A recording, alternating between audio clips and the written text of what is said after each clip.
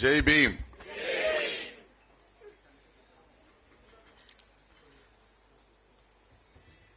I have my written speech. Before I present this, I would like to share my views in our mother tongue, Tamil.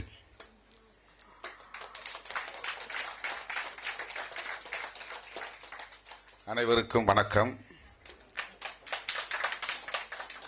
இந்த நிகழ்வில் பங்கேற்று இதனை சிறப்பிக்கிற வகையில் வரவேற்புரையாற்றி அமர்ந்திருக்கிற கல்லூரியின் முதல்வர் டாக்டர் ராஜ சாமுவேல் அவர்களே,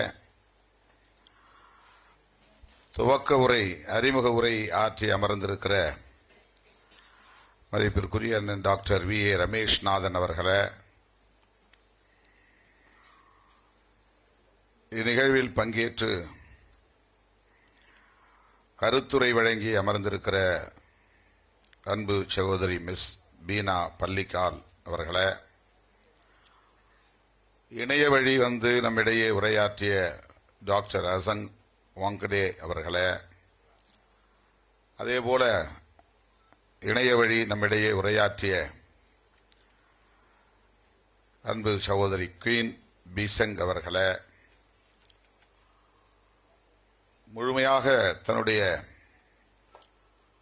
நேரத்தை, வாழ்க்கையை தலித் மனித உரிமைகளுக்காக ஒப்படைத்துக் கொண்டு பணியாற்றி வருகிற உலகளாவிய அளவில் அறிவார்ந்தவர்களை அணிதிரட்டி வருகிற மதிப்பிற்குரிய அண்ணன் டாக்டர் பால் திவாகர் நமலா அவர்களே, மற்றும் இந்த நிகழ்வில் பங்கேற்று இதனை சிறப்பித்துக் கொண்டிருக்கிற பேராசிரியர் பெருமக்களே,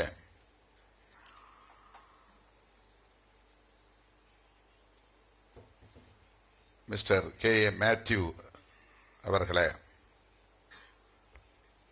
உங்கள் அனைவருக்கும் என்னுடைய பணிவார்ந்த வணக்கத்தை தெரிவித்துக் கொள்கிறேன். இந்த நிகழ்ச்சி 22ஆம் தேதி நடைபெறுவதாக இருந்தது.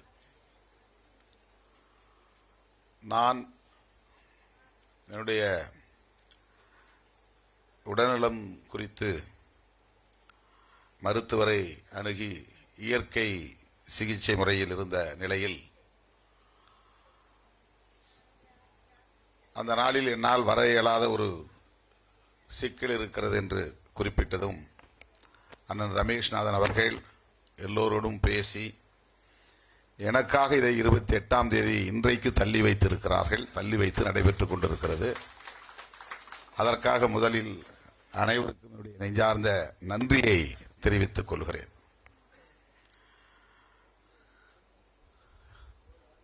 இது 5வதாக நடைபெறுகிற ஒரு சிம்போசியம். ஏற்கனவே நாக்பூர் உள்ளிட்ட பல்வேறு இடங்களில் 4 இடங்களில் நடைபெற்று இது 5வதாக நடைபெறுகிறது. உலகளாவிய அளவில் சமூகத்தில் நிலவும் பாகுபாடுகளை களைவதற்கான ஒரு மாநாடு, symposium. Symposium on elimination of global cost and அனாலகஸ் system of social ஹைரார்கீஸ். சமூக ஏற்றத்தாழ்வுகளை கொண்ட காஸ்ட் சிஸ்டம், சாதிய கட்டமைப்பு முறை, அதேபோல சிமிலர் சிஸ்டம், உலகத்தில் வேறு எந்த நாடுகளில் இதே போன்ற சமூக பாகுபாடுகள் உள்ளனவோ அவை அனைத்தையும் எலிமினேட் செய்வதற்கான, நீக்குவதற்கான, அப்புறப்படுத்துவதற்கான ஒரு கருத்து பகிர்வு இந்த நிகழ்வு. இந்திய அளவில் சாதியை ஒழிக்க வேண்டும் என்பதை தாண்டி ஒரு குளோபல் பெர்ஸ்பெக்டிவ் நமக்கு தேவைப்படுகிறது. உலகளாவிய அளவில் டிஸ்கிரிமினேஷன் இருக்கிறது, வெவ்வேறு பெயர்களில் உள்ளன. அவற்றையெல்லாம் அடியோடு அழித்தொழிக்க வேண்டும் என்கிற நோக்கில் சர்வதேச சமூகத்தின் ஆதரவை திரட்டுவதற்கான ஒரு முயற்சி.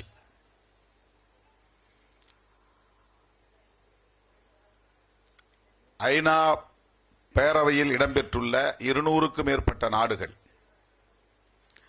ஒரு பிரச்சனையை சர்வதேச பிரச்சனையாக ஏற்றுக்கொள்ளுகிற போது அந்த பேரவையில் அங்கம் வகிக்கக்கூடிய நாடுகள் அனைத்தும் அதற்கு உடன்பட்டு அதற்கான ஒப்பந்தத்தில் கையெழுத்திட்டு அதன் அடிப்படையில் அவரவர் நாடுகளில் அந்த பிரச்சனைக்கு தீர்வு காண வேண்டும் என்பது ஒரு நடைமுறையாக இருந்து வருகிறது. ஆகவே காஸ்ட் டிஸ்கிரிமினேஷன் என்பதை ஒரு குளோபல் இஷ்யூ, சர்வதேச பிரச்சனை என்கிற வகையில் இதை நாம் முன்னிறுத்தி யுஎன் ஜெனரல் அசெம்பிளி, அது மட்டுமில்லாமல் யுஎன் ஹியூமன் ரைட்ஸ் கவுன்சில் போன்ற அவைகளில் விவாதிக்க செய்து இதற்கு ஒரு சர்வதேச ஒப்புதலை பெற வேண்டும் என்கிற முயற்சிதான் இத்தகைய நிகழ்வுகளுக்கான முயற்சி. நாம் இதை புரிந்து கொள்ள வேண்டும் என்பதற்காக இந்த விளக்கத்தை நம்முடைய மொழியிலேயே நான் பகிர்ந்து கொள்ளுகிறேன். It's very easy to clarify what is the main motto of this symposium. We have to make a common opinion or consensus across the world about caste discrimination. ஏனென்றால் அது எத்னிக் இஷ்யூவாக இருந்தாலும் சரி, ரேஷியல் டிஸ்கிரிமினேஷனாக இருந்தாலும் சரி, ஜெண்டர் டிஸ்கிரிமினேஷனாக இருந்தாலும் சரி, religious paste communal டிஸ்கிரிமினேஷனாக இருந்தாலும் சரி, இவற்றையெல்லாம் இப்போது ஒரு ரீஜனல் இஷ்யூவாக, ஒரு பிராந்திய பிரச்சனையாக மட்டுமே சுருக்கி பார்த்துவிட முடியாது. அந்த அடிப்படையில் அதற்கான தீர்வையும் தேடிவிட முடியாது. It's highly impossible to find a solution for these kind of issues. Disparities என்பது வேறு, discrimination என்பது வேறு.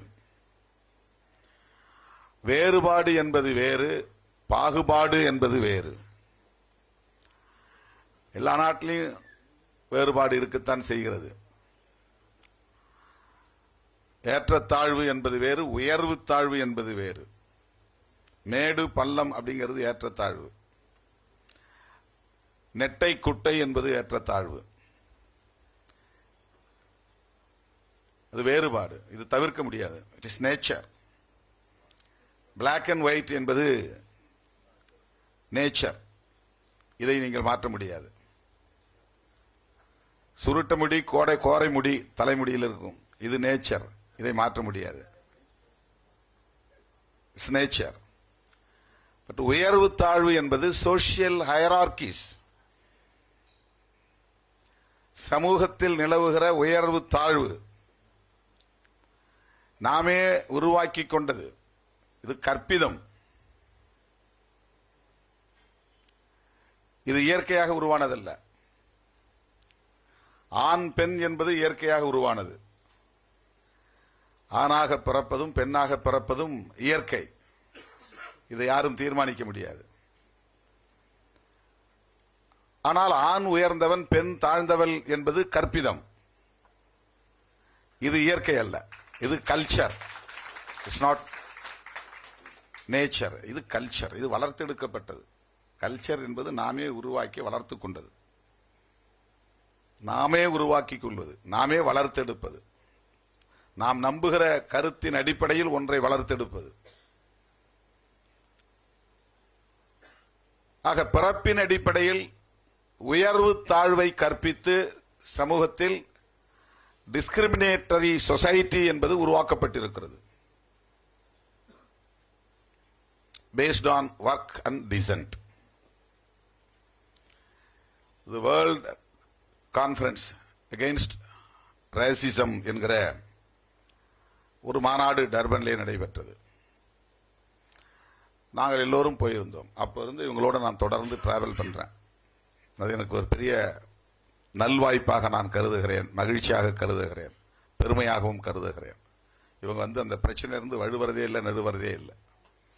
தொடர்ந்து அதில் ஃபோக்கஸ்டா தே ஆர் வாக்கிங் ரிலன்ட்லெஸ்லி டுவர்ட்ஸ் தேர் கோல். அது சம்பந்தமான ஒரு கருத்து பரப்பல் நடவடிக்கையை தொடர்ந்து மேற்கொண்டு வருகிறார்கள். அதனால்தான் இவங்களோட சேர்ந்து நான் அமெரிக்கா போகிற வாய்ப்பு, நேபாளுக்கு போகிற வாய்ப்பு, ஏசியா பார்லிமெண்டேரியன்ஸ் போரம் ஒன்று உருவாக்கி அதில் எனக்கு வைஸ் சேர்மன் போஸ்ட்லாம் கொடுத்தாங்க. Chairman convener. நிறைய இதன் மூலம் நான் கற்றுக்கொள்ளக்கூடிய வாய்ப்பு எனக்கு கிடைத்தது. இப்ப ரோமாங்கிற பேர்ல ஒரு அம்மா பேசினாங்க. ரோமாங்கிறது ஒரு கம்யூனிட்டி. அங்க டிஸ்கிரிமினேஷன் இருக்கு. அதே மாதிரி புராக்குமின் ஜப்பான்ல ஒரு கம்யூனிட்டி, அங்க டிஸ்கிரிமினேஷன் இருக்கு. ரோமா என்பது யூரோப்ல. ஹெராட்டைன் and hose communities in Africa. ஆப்பிரிக்காவில் இந்த மாதிரியான பெயர்ல சமூகம் இருக்கு. அவங்களுக்கு அந்த டிஸ்கிரிமினேஷன் இருக்கு. புராக்குமின் இன் ஜப்பான், ஜப்பான்ல புராக்குமின்ங்கிற பேர்ல ஒரு கம்யூனிட்டி இருக்கு. அவங்களுக்கு டிஸ்கிரிமினேஷன் இருக்கு. குயிலோம்போலா கம்யூனிட்டிஸ் இன் லத்தீன் அமெரிக்கா, லத்தீன் அமெரிக்க நாடுகளில் இந்த மாதிரியான பெயரில் ஒரு சமூகம் இருக்கிறது. இந்தியாவில் ஆயிரக்கணக்கான சமூகங்கள். கம்யூனிட்டியா இல்ல, காஸ்டா இருக்கு. ஒரு கம்யூனிட்டிக்குள்ள பல social group, fragmentation of society in the name of caste. நிறைய பிராக்மெண்டேஷன் இருக்கு. தமிழ் கம்யூனிட்டி அப்படிங்கிறது ஒன்னா இல்ல. ஹிந்து கம்யூனிட்டி அப்படிங்கிறது ஒரு சிங்கிள் ஐடென்டிட்டியோட கிடையாது. பல்வேறு சாதிகளாக இங்க பிராக்மெண்ட் ஆகி கிடக்கு, சிதறி கிடக்கு, உடைந்து கிடக்கிறது. சின்ன சின்ன குரூப்பா இருக்குது. இந்த மாதிரியான சமூகங்களுக்கு பிறப்பின் அடிப்படையிலும் தொழிலின் அடிப்படையிலும், ஒர்க் அண்ட் டிசென்ட், அவங்க செய்யக்கூடிய வேலை, தொழில், அதன் அடிப்படையிலும் அவர்கள் எந்த ஜீன் வழியை சார்ந்தவர்கள், என்ன ஜெனட்டிக் அப்படிங்கிற அடிப்படையிலும், பிறப்பின் அடிப்படையிலும் இந்த டிஸ்கிரிமினேஷன் இருக்கிறது. ஆகவே இது தொடர்பான ஒரு உலகளாவிய பொது கருத்து உருவாக்கப்பட வேண்டிய தேவை இருக்கிறது. இது கலைந்தெறியப்பட வேண்டும் என்கிற பொது கருத்து. அம்பேத்கரை படித்தவர்கள், பெரியாரை படித்தவர்கள், மார்க்ஸை படித்தவர்கள் சாதி ஒழிக்கப்பட வேண்டும் என்கிற நிலைப்பாட்டில் இருக்கிறோம். மற்றவங்களுக்கு cost is not a matter, not a matter. அது ஒரு மேட்டரே கிடையாது. அது யாருமே டிஸ்கஸ் பண்றதே கிடையாது. அதை சாதி பெருமை பேசுறாங்க. இதுல என்ன, சாதியை ஏன் ஒழிக்கணும்னு நினைக்கிறாங்க. சாதி விட்டு சாதி திருமணம் பண்ணா ஹானர் கில்லிங் பண்ணணும், அது சரிதான், நியாயம்தான் என்று சொல்லக்கூடியவர்கள் நிறைய இருக்காங்க. சாதி ஒழிக்கப்பட வேண்டும் என்று சொல்லக்கூடியவர்களின் எண்ணிக்கை இன்னைக்கு குறைவா தான் இருக்கு. இந்த மெஜாரிட்டி ஆகல. இந்த டிஸ்கிரிமினேஷன் தப்புன்னு சொல்லக்கூடிய பொது கருத்து இன்னும் வலுப்பெறவில்லை.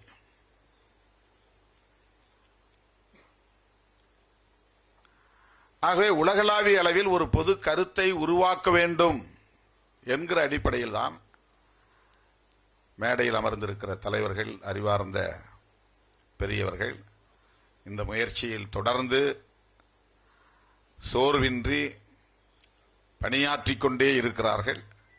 அவர்களோடு சேர்ந்து பயணிப்பதில் நான் பெரிதும் மகிழ்ச்சி அடைகிறேன். இதுல நான் பிறந்த சாதி, அந்த சாதி நலன் மட்டும் போதும் அப்படின்னு நான் நினைச்சேன்னா, எனக்கு என்னுடைய சாதி அடையாளம் மட்டுமே போதும் அப்படின்னு அதை மட்டும் நான் அழுத்தி பேசுவேன்.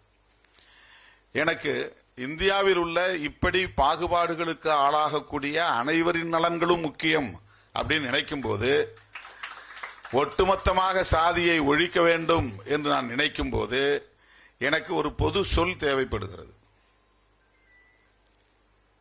I need a common term to address the issues across the country. எனக்கு தேசிய அளவில் ஒரு பொது சொல் தேவைப்படுது. நான் மொத்தத்தில் எல்லாரையும் பறையர்னு சொல்லிட முடியாது, அல்லது எல்லாரையும் நான் அருந்ததியர்னு சொல்லிட முடியாது. ஏன்னா வெவ்வேறு பெயர்கள்ல ஒவ்வொரு மாநிலத்திலும் ஷெட்யூல் காஸ்ட் மக்கள் அழைக்கப்படுகிறார்கள். இப்ப இவங்க எல்லாத்தையும் நான் ஒரே சொல்ல அழைக்கணும். அது சர்வதேச அளவிலும் புரிந்து கொள்ளக்கூடிய ஒன்றாகவும் இருக்கணும். அப்படி பயன்படுத்தப்படக்கூடிய ஒரு சொல் தான் தலித் என்கிற சொல். தலித் என்பது ஒரு சாதியின் பெயர் அல்ல. அதுக்கு புரோக்கன் பீப்புள் அப்படின்னு தான் மீனிங் சொல்றாங்க. நொறுக்கப்பட்ட மக்கள். ஒரு ஷேப்ல கிடையாது, ஒரு ஐடென்டிட்டியோட இல்ல, ஒரு கம்ப்ளீட்னஸ் கிடையாது. அவன் தமிழனா இருக்கிறானா இல்ல, வேற சாதிகளா இருக்கிறான். அவன் இந்துவா இருக்கிறானா இந்துங்கிற ஒரு சிங்கிள் ஐடென்டிட்டி கிடையாது. அவன் வெவ்வேறு சாதிகளா இருக்கிறான். அப்ப நொறுக்கப்பட்டவனா கிடக்கிறான், சிதறி கிடக்கிறான், ஒன்று சேர முடியாமல் கிடக்கிறான். ஒவ்வொரு தனி மனிதனும் தனித்தனி சில்லு சில்லாக சிதறி கிடக்கிறான். ஒரு ஓட்டை உடைச்சா சில்லு சில்லா போயிருதுல, திருப்பி ஒட்ட முடியாது. அந்த மாதிரி இந்தியாவில் இருக்கிற ஷெட்யூல் காஸ்ட் பீப்புள் சிதறி கிடக்கிற காரணத்தினால், சில்லு சில்லாக சிதறி கிடக்கிற காரணத்தினால் அவர்களை அழைப்பதற்கென்று ஒரு பொது பெயர் தலித் என்பது அறிமுகப்படுத்தப்பட்டு அது நடைமுறையில் இருந்து வருகிறது. அதற்குரிய விளக்கத்தை சொல்லும் போது ஒவ்வொருத்தருடைய மேனிபெஸ்டோலையும் என்ன சொல்றாங்கன்னா, தலித் பேந்தர்ஸ் ஆஃப் இந்தியா உருவான காலத்திலே 1972 they published their manifesto. அதுல வாட் இஸ் தலித் அப்படிங்கிறதுக்கு அவங்க டிஃபைன் பண்றாங்க. Socially, educationally, economically, politically suppressed and oppressed people. அவ்வளவுதான். No cost identity. சமூக ரீதியாக, பொருளாதார கல்வி ரீதியாக, பொருளாதார ரீதியாக, அரசியல் ரீதியாக யாரெல்லாம் ஒடுக்கப்பட்டவர்களோ அவர்கள் எல்லோரும் தலித்துகள். இதுதான் டெபினிஷன் ஆஃப் தலித். அப்படி பண்ணா 100% ஆஃப் விமன் ஆர் தலித். எல்லா சமுதாயத்தை சார்ந்த பெண்களும் தலித்துகள் தான். அதுல ஒருத்த கூட அதுல எக்ஸ்க்ளூட் ஆக முடியாது அந்த டெபினிஷன் படி. ஆனா இன்னைக்கு என்னங்க ஆகி போச்சுன்னா, எனக்கு தலித் வேண்டாம், எனக்கு தலித் வேண்டாம், தலித்துன்னு சொல்லக்கூடாது அப்படின்னு ஒரு பாலிடிக்ஸ் இங்க நடக்குது. ஏன்னா இந்த தலித் கன்சாலிடேஷன் நடக்கக்கூடாதுன்னு நினைக்கிறாங்க. In the name of Dalit, these people should not be consolidated for their welfare. அவருடைய நலன்களுக்காக அவர்கள் கன்சாலிடேட் ஆகக்கூடாது என்று கருதுகிறார்கள். நான் ஷெட்யூல் காஸ்ட்ங்கிற பேர்ல ஆர்கனைஸ் ஆனாங்க. அது இந்திய அளவில் தான் தெரியும். தலித் என்கிற பேர்ல போகும்போது எந்த உலகத்தில் எந்த நாட்டில் போய் நின்று நீங்க தலித் சொன்னாலும் அவன் ஈஸியா அண்டர்ஸ்டாண்ட் பண்ணிக்குவான், புரிஞ்சுக்குவான். தலித்னா யார் அப்படின்னு அவன் புரிஞ்சுக்குவான். Socially excluded people who are called as Dalit. சமூக ரீதியாக புறக்கணிக்கப்பட்டவர்கள், வஞ்சிக்கப்பட்டவர்கள், ஏமாற்றப்பட்டவர்கள், உரிமைகள் மறுக்கப்பட்டவர்கள், பறிக்கப்பட்டவர்கள், இவர்கள் எல்லோரும் தலித் அப்படிங்கிறது உலகத்தில் எந்த மூலையில போய் சொன்னாலும் அவங்களுக்கு தெரியும்.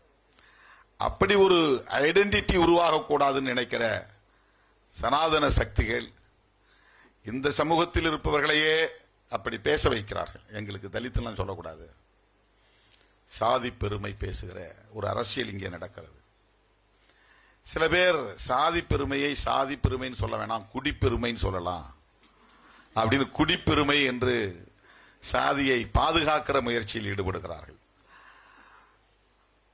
அது ஒரு சங்கித்தனமான அரசியல். இது சாதியை ஒழிக்க வேண்டும் என்று சொல்லுகிற போது அப்புறம் அதுல என்ன பெருமை இருக்கு? என்ன பறையன்னு சொல்லிட்டானா என்ன இழிவானவனா? அது எனக்கு பெருமைக்குரிய சொல். எங்க தாத்தா ரட்டமலை சீனிவாசன் அப்படிதான் சொன்னார். அம்பேத்கரை பார்த்த பிறகு அந்த விஷயத்தை விட்டார் ரெட்டமலை சீனிவாசன். அம்பேத்கரை பார்த்த பிறகு, அவரை விட வயதில் மிக இளையவர் அம்பேத்கர், அவரை பார்த்த பிறகு அவர் தான் என் தலைவர்னு அவர் ஐடென்டிஃபை பண்ண பிறகு அதுக்கப்புறம் அவர் இந்த பறையங்கிற பெருமை அதெல்லாம் அவர் பேசுறது கிடையாது. அதை எவனும் பேச மாட்டான். இப்ப இந்த சிம்போசியம் எலிமினேஷன் இருக்கு. எலிமினேஷன்ங்கிறது அப்புறப்படுத்துதல். ஒரு இடத்துல இருந்து தூக்கி இன்னொரு இடத்துல போட்டுறது, இங்க கிடைக்கிற தூக்கி எடுத்து வெளில போட்டுறது. எராடிகேஷன்னா தொடைக்கிறது, சுத்தமா இல்லாம அழித்தொழிய, சுத்தமா தொடை தெரியாது எராடிகேஷன். ஆனா அம்பேத்கர் எராடிகேஷன் சொல்லல, எலிமினேஷன் சொல்லல, அனிகிலேஷன் சொன்னார். அனிகிலேஷன் சொன்னா எங்கேயுமே இது இருக்கக்கூடாது, புண்டற்று வேரோடு கெல்லி எரியப்பட வேண்டும். என் நிலத்துல இருக்கிற புல்ல பிடுங்கி இன்னொரு இடத்துல போட்டோம்னா அங்க போய் முளைச்சுங்க. அது எந்த நிலத்திலையும் அந்த புல் பூண்டு இருக்கக்கூடாது, எந்த காலத்திலையும் அது மீண்டும் முளைக்க கூடாது, அந்த வேரே இருக்கக்கூடாது. வேரோடும் வேரடி மண்ணோடும் கெல்லி எரிய வேண்டும் அப்படின்னு சொல்றோம் இல்லையா, அதுதான் அனிகிலேஷன். அதுதான் அனிகிலேஷன். Annihilation of caste. அவர் எலிமினேஷன் ஆஃப் காஸ்ட் சொல்லல, எராடிகேஷன் ஆஃப் காஸ்ட் சொல்லல, அனிகிலேஷன் ஆஃப் காஸ்ட் சொன்னார். அந்த வார்த்தைக்கு ரொம்ப வலு அதிகம், ஆழமான ஒன்று. உலகத்தில் எந்த மூலையிலும் சாதி இருக்கக்கூடாது. என் ஸ்டேட்ல மட்டும் நான் சாதியை ஒழிப்பேன்னு நினைக்க கூடாது, எங்க தேசத்துல மட்டும் இந்தியாவில் சாதியை ஒழிப்புன்னு நினைக்க கூடாது. சவுத் ஏசியா முழுக்க காஸ்ட் இருக்குது. இந்தியாவிலும் இருக்கு, பாகிஸ்தான்ல இருக்குது, பங்களாதேஷ்ல இருக்குது, பக்கத்தில் இருக்கிற இலங்கையில் இருக்கு, நேபாளில் இருக்கு, மியான்மர்ல இருக்கு. இந்துக்கள் எங்கெல்லாம் போய் அங்கெல்லாம் உருவாங்க. இருந்தாலும் சரி, அல்லது அவன் என்ன மொழியில போயிருந்தாலும் சரி, அவன் என்ன எத்தனிக் குரூப்பா இருந்தாலும், அவன் ஹிந்துவா இருந்தான்னா எந்த மூலையில போயிருந்தாலும் அங்க சாதி வேறுபிடிக்கிறது. அங்கே சாதி வேறுபிடிக்கிறது. சாதி இல்லாத தேசத்திலும் சாதி முளைக்கிறது.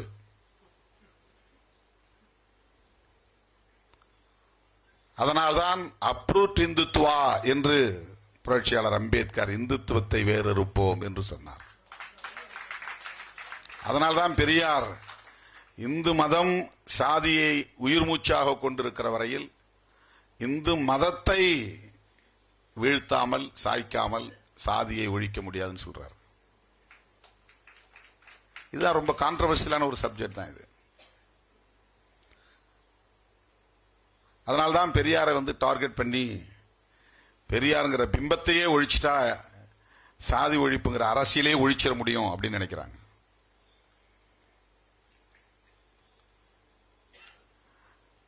ஆகவே இளம் தலைமுறையினர், குறிப்பாக மாணவ செல்வங்கள், இந்த விஷன், இந்த பார்வை கொண்ட ஒரு தலைமுறையாக வளர வேண்டும். நீங்க என்ன செய்ய போறீங்கிறது அப்புறம் நீங்க முடிவு பண்ணுங்க. But you have this kind of vision. What is our society? What is our social structure? Why this discrimination is sustaining generation to generation? ஏன் இவ்வளவு காலமா இது நீடிக்கிறது? இதை புரிந்து கொள்ள வேண்டிய தேவை இருக்கிறது. இதை புரிஞ்சுக்காம இருந்தா காஸ்ட்ல என்ன இருக்குது, நாங்க யாரும் பாக்குறோம் காஸ்ட, இங்க யாரும் காஸ்ட் பாக்குறது இல்லையே அப்படின்னு நம்ம மேலோட்டமா சொல்லிட்டு போயிடுவோம். ஆனால் நாங்க யாரும் காஸ்ட் பாக்குறது இல்லைன்னு நீ எங்க போறீங்க? உங்க தெருவுக்கு போறீங்க. நான் எங்க போறேன்? என் தெருவுக்கு போறேன். நாங்க யாரும் காஸ்ட் பாக்குறது இல்லையே அப்படின்னு சொல்லிட்டு நாம என்ன பண்றோம்? எங்க சாதியிலே நான் பொண்ணு பாக்குறேன், உங்க சாதியிலே நீங்க மாப்பிள்ளை பாக்குறீங்க. இது ஏன் நிகழ்கிறது? நம்ம பொறுப்பு இல்லை. நாம் அப்படிப்பட்ட சொசைட்டியில் வாழறோம், நம்ம அந்த மாதிரியான சமூகத்தில் வாழறோம். இங்க ஒரு எஸ்டாபிளிஷ்டு சொசைட்டி இருக்கிறது, ஒரு நிலைப்படுத்தப்பட்ட நிறுவனமயமாக்கப்பட்ட ஒரு சமூக கட்டமைப்பு இங்கே நிலவுகிறது. அது உன்னையும் விடாது, என்னையும் விடாது.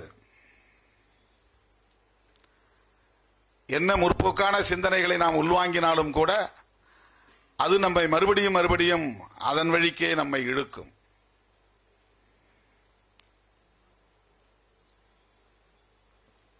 எனவே நமக்கு ஒரு விஷன் தேவைப்படுகிறது. அதற்குத்தான் இத்தகைய சிம்போசியம். நமக்கு ஒரு பார்வை, அது ரேடிக்கலா இருக்கணும், முற்போக்கானதாக இருக்கணும், ரெவல்யூஷனரியா இருக்கணும், புரட்சிகரமா இருக்கணும், டெமோக்ராட்டிக்கா இருக்கணும், ஜனநாயக பார்வை கொண்டதா இருக்கணும்.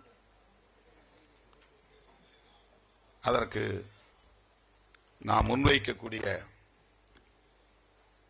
பல உத்திகளுள் ஒன்று, இதை எப்படி நாம சர்வதேசமயப்படுத்துறது அப்படிங்கும்போது ஹியூமன் ரைட்ஸ் அப்படிங்கிற அடிப்படையில் தான் இதை நம்ம டிஸ்கஷன் கொண்டு போறோம். மனித உரிமைகள் அப்படிங்கிற அடிப்படையில் தான் இது ஒரு இனிஷியேட். ஏன்னா மனித உரிமைன்னா உலகம் முழுக்க ஒரே நேரத்தில் ரைட், மனித உரிமைன்னா அவனுடைய அட்டென்ஷன் நம்ம பக்கம் வருது. ஹியூமன் ரைட்ஸ் அப்படின்னா இது தொடர்பான விழிப்புணர்வு பெற்ற அத்தனை பேரும் இதன் பக்கம் திரும்பி பார்க்கிற ஒரு நிலை உடனே உருவாகும். இப்போ இதுல ஸ்பெசிபிக்கா தலித் ஹியூமன் ரைட்ஸ் அப்படின்னு நம்ம சொல்ல வேண்டியிருக்கு. ரொம்ப ஷேலோவா ஹியூமன் ரைட்ஸ் சொல்றது வேற, ரொம்ப ஸ்பெசிபிக்கா தலித் ஹியூமன் ரைட்ஸ் சொல்ல வேண்டிய தேவை இருக்கிறது. அப்பதான் அவன் கவனத்தை இன்னும் கொஞ்சம் இந்த காஸ்ட் பக்கம், நம்ம தலித்னு சொல்லும் போது என்ன ஹியூமன் ரைட்ஸ்னா ஜெனரல் தானே, பொதுவானது தானே, அப்புறம் என்ன அதுல தலித் ஹியூமன் ரைட்ஸ்? சாதாரணமாக எல்லா மனிதர்களுக்கும் கிடைக்கிற மனித உரிமைகள் மனிதர்கள் என்கிற முறையில் இவர்களுக்கு கிடைப்பதில்லை. தலித்துகள் என்பதனால் அது மறுக்கப்படுகிறது.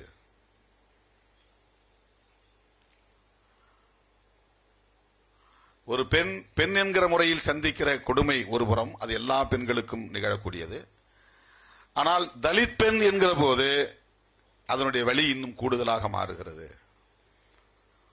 கேட்க நாதி இல்லை, எதிர்க்க போதிய வலு இல்லை, எப்படியும் இவர்களை கையாள முடியும் என்கிற ஒரு உளவியல், ஒரு மைண்ட் செட். என்றைக்காவது அக்ரஹாரத்துக்குள்ளே புகுந்து சாதி அடிப்படையில் ஒரு கூட்டு பாலியல் நடந்தது அப்படிங்கிற சான்று உண்டா? இப்ப அவங்களுக்கு எப்படி இந்த சேஃப்டி அண்ட் செக்யூரிட்டி வந்துச்சு? ஒரு ஊர்ல 2 குடும்பம் 3 குடும்பம் இருப்பாங்க. அவங்க வீட்டை என்றைக்காவது யாராவது கொளுத்தி நம்ம பார்த்திருக்கிறோமா? அந்த வீட்டை தீ வச்சுட்டாங்க, அவங்கள கொளுத்திட்டாங்க, அவங்க சொத்துக்களை சூறையாடிட்டாங்க, சொத்துக்களை அடிச்சு உடைத்து நாசப்படுத்தி விட்டார்கள். இல்ல, ரொம்ப சேஃப்டியா அவங்களால இருக்க முடியும். இந்தியா முழுக்க அவங்க 2 குடும்பம் 3 குடும்பம் இருந்தாலும் அவங்களுக்கு ஒரு சேஃப்டி இருக்கு. ஆனா 400 குடும்பம் 500 குடும்பம் இருந்தாலும் 1000 குடும்பம் இருந்தாலும் உள்ள புகுந்து சொத்துக்களை எல்லாம் சூறையாடி வெட்டி காயப்படுத்தி ஆடு மாடுகளை வெட்டி கொலை செய்யக்கூடிய அளவுக்கு, பெண்களை பாலியல் கூட்டு வன்புணர்வு செய்யக்கூடிய அளவுக்கு ஒரு தொடர் கதையாக இது தலைமுறை தலைமுறையாக நீடிக்கிறது. ஏன் இது நிகழ்கிறது? இது தலித் என்பதனாலேயே. ஒருத்தன் தப்பு பண்ணிருப்பான், ஒருத்தர் 2 பேர் 2 இளைஞர்கள் எங்க ஒரு பஸ் ஸ்டாண்ட்லயே ஒரு டீ கடையிலேயே சண்டை நடந்திருக்கும். பஸ்ல வரும்போது ஏதோ தப்பு தாண்டா, ஒருத்தன் காலை மிதிச்சுட்டான்னு சொன்னா, அது மிதிச்சது கூட உண்மையா கூட இருக்கட்டும், காலை மிதிச்சுட்டான், அவனை அடிக்கலாம், அவனை பிடிச்சிட்டு போய் போலீஸ் ஸ்டேஷன்ல கொடுக்கலாம், அவன் மேல நடவடிக்கை எடுங்கன்னு சொல்லலாம். அவனுக்காக அவனை மட்டுமின்றி அவன் சார்ந்த ஊரையே தீ வைக்கிற கொடுமை, அவன் சார்ந்த உறவினர்களையே வன்கொடுமைக்கு உள்ளாக்குவது, 100 பேர் நிற்கிற இடத்தில் பெண்களை, கயர்லாஞ்சி என்கிற இடத்துல தாயையும் மகளையும் 100 பேர் சூழ்ந்திருக்கிற இடத்திலேயே கூட்டு பாலியல் வன்புணர்வு செய்தார்கள். கொடூரமாக சித்திரவதை செய்து படுகொலை செய்து துங்கபத்ரா நதியிலே தூக்கி வீசி எறிந்தார்கள். ஹத்ராஸ்லே உத்தரப்பிரதேசத்தில் ஒரு இளம் பெண் எவ்வளவு கொடூரமாக கூட்டு பாலியல் வன்புணர்வுக்கு ஆளாக்கப்பட்டாள் என்பதை நாம் பார்க்கிறோம். இப்ப தலித் என்பதனாலேயே, பெண் என்பதனால் ஏற்படுகிற கொடுமை, தலித் என்பதனால் மேலும் கூடுதலாக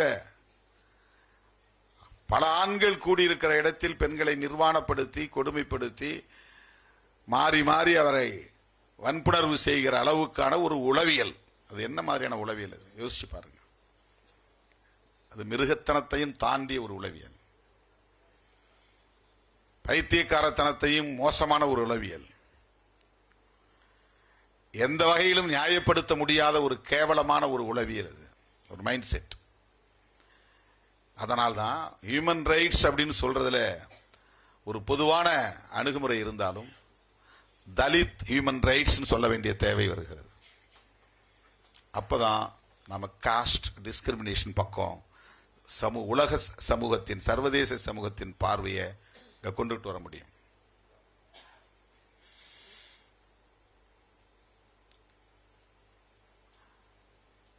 டிஸ்கிரிமினேஷன் என்பதுதான் நம்முடைய எதிரி.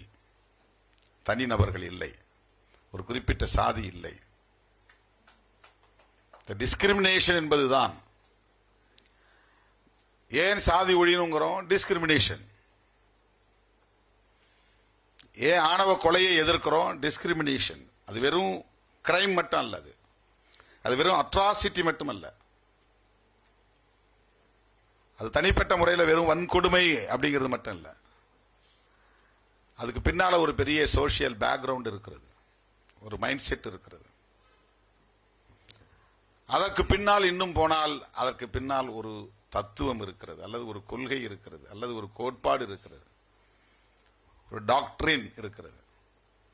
அதைத்தான் பெரியாரும் அம்பேத்கரும் அடையாளப்படுத்தினார்கள், சனாதனம் என்று அடையாளப்படுத்தினார்கள். அவர்கள் காலத்தில் அது பார்ப்பனியம் என்று அறியப்பட்டது.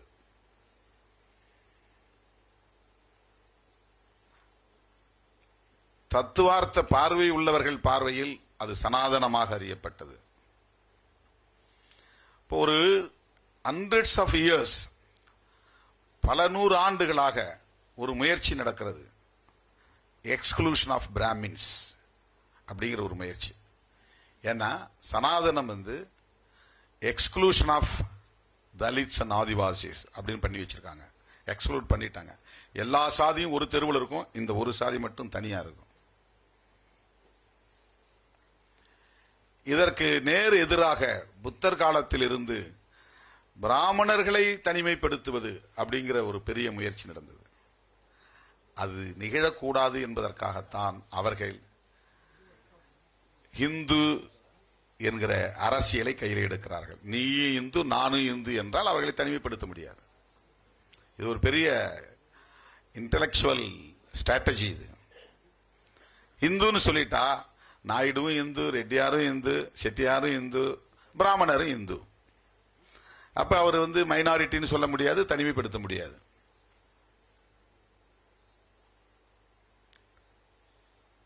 அதை பாதுகாப்பதற்கு, தக்க வைப்பதற்கு அவர்கள் வரையறுத்திருக்கிற அஜெண்டா அதுதான் இந்துத்துவா. இந்துத்துவா என்பது வேறு, ஹிந்துயிசம் என்பது வேறு. அது நமக்கு ஒரு கிளாரிட்டி வேணும். இந்துயிசம்ங்கிறது இந்து மக்களுடைய நம்பிக்கை. சிவன் இருக்கிறான் நம்புறது இந்துயிசம், மகாவிஷ்ணு இருக்கிறான் நம்புறது இந்துயிசம், முருகப்பெருமானை நம்புவது இந்துயிசம், விநாயகமூர்த்தியை வணங்குவது இந்துயிசம். அந்த கடவுள் மேல வச்சிருக்கிற நம்பிக்கைங்கிறது இந்துயிசம். ஆனா ஆர்எஸ்எஸும் பிஜேபியும் முன்வைத்திருக்கிற கொள்கை ஹிந்துத்துவா. அது என்னன்னா ஹிந்து கன்சாலிடேஷன், ஹிந்து மெஜாரிட்டேரியனிசம், பெரும்பான்மைவாதம். இந்த தேசத்திற்கு இந்து ராஷ்டிரா என்று பெயர் சூட்டுவது அதுதான் இந்துத்துவா. இதையெல்லாம் சாதிப்பதற்கு முஸ்லிம் மேலையும் கிறிஸ்தவர்கள் மேலையும் வெறுப்பு அரசியலை பரப்புவது இது இந்துத்துவா. இந்த வெறுப்பு அரசியலை இன்னும் தீவிரப்படுத்துவதற்கு மசூதிகளை இடிப்பது, அதெல்லாம் strategy. மசூதிகளை இடிப்பதெல்லாம் one of the strategy to develop their hatred politics against Muslims and Christians. Why? Because they are converting Hindu people to Christianity and Islam purposefully. இப்படி சொல்றான். அவங்க மதம் மாற்றம் செய்யறாங்க, அவங்க மதமாற்றம் செய்யறாங்க. அப்ப வெறுப்பு. அந்த வெறுப்பு மூலம்தான் இந்து கன்சாலிடேஷன் நிகழும். இந்து கன்சாலிடேஷன் நிகழ்ந்தா இந்து மெஜாரிட்டேரியனிசம் இங்க எஸ்டாப்ளிஷ் ஆகும். இந்து மெஜாரிட்டேரியனிசம் வந்துருச்சுன்னு சொன்னா அவங்க தொடர்ந்து ஆட்சியில் இருப்பாங்க. they will throw away the constitution which made by Dr. B.R. Ambedkar. அவங்களுடைய முதல் எதிரி, the first enemy, the primary enemy is the Constitution of India. அவங்களுக்கு காங்கிரஸ், கம்யூனிஸ்ட், டிஎம்கே இதெல்லாம் எலக்டோரல் எனிமீஸ், அப்பப்போ சீசனல் எனிமீஸ். அவங்க டெம்பரரி எனிமீஸ். அவங்களுடைய permanent enemy, primary enmity எதுக்கு எதிராகனா த constitution தான். ஏனென்றால் அது மிக முக்கியமான ஒரு தத்துவத்தை அடிப்படையாக கொண்டிருக்கிறது. செக்யூலர் ஸ்டேட் என்பதுதான் அவர்களால் ஏற்றுக்கொள்ள முடியாத ஒன்று. அப்போ அவங்களுக்கு ஸ்டேட் ரிலீஜன் வேணும். தேசத்திற்கு இந்து ராஷ்டிரா என்று பெயர் சூட்ட வேண்டும். இதற்கு பெரிய தடையாக இருப்பது constitution of India, preamble of the constitution.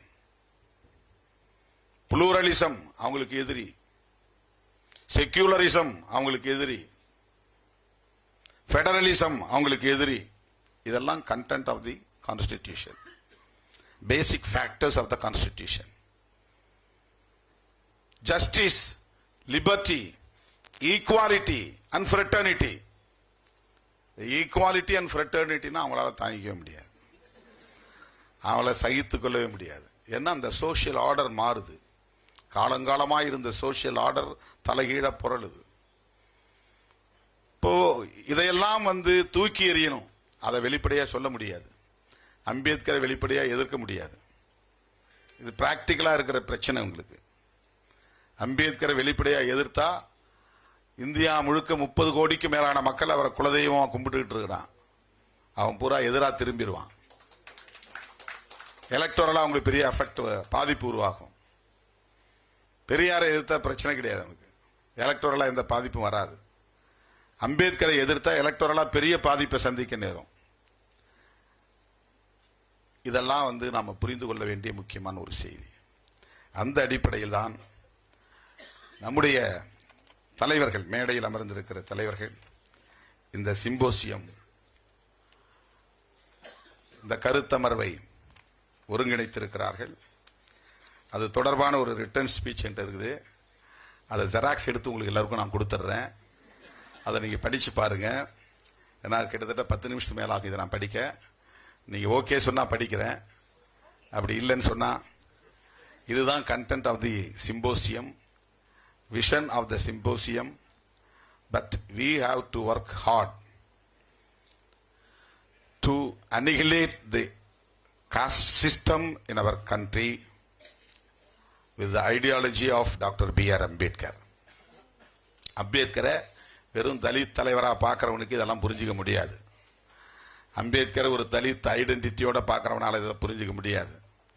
Ambedkar ஒரு புதிய இந்தியாவை படைப்பதற்கு தன்னை ஒப்படைத்துக் கொண்ட ஒரு மாமனிதர், ஒரு மகத்தான கருத்தியலாளர்.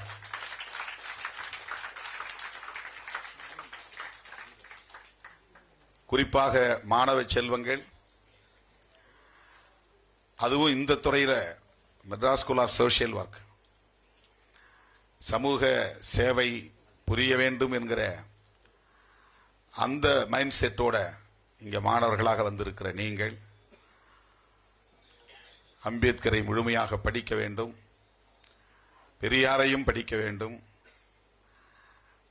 சர்வதேச அளவில் பெரும் தாக்கத்தை ஏற்படுத்திய மாமேதை மார்க்ஸ் அவர்களையும் படிக்க வேண்டும். இந்த கருத்துக்களோடு இளம் தலைமுறையினர் பொது வாழ்வில் தங்களை ஈடுபடுத்திக் கொள்ள வேண்டும் என்கிற வேண்டுகோளோடு இந்த வாய்ப்புக்கு எனது நன்றியை தெரிவித்து எனது உரையை உங்களுக்கு ஜெராக்ஸ் நகல் எடுத்து வழங்கப்படும் என்பதை தெரிவித்து நேரத்தின் அருமை கருதி முடிக்கிறேன். நன்றி, வணக்கம். Please.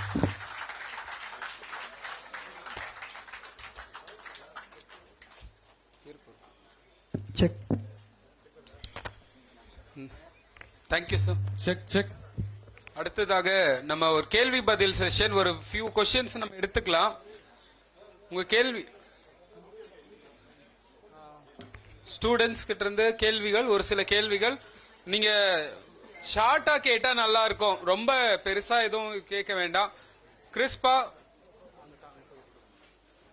கிறிஸ்பா கேட்டா நல்லா இருக்கும். Very few questions. I have to leave. Thank you very much. Thank you.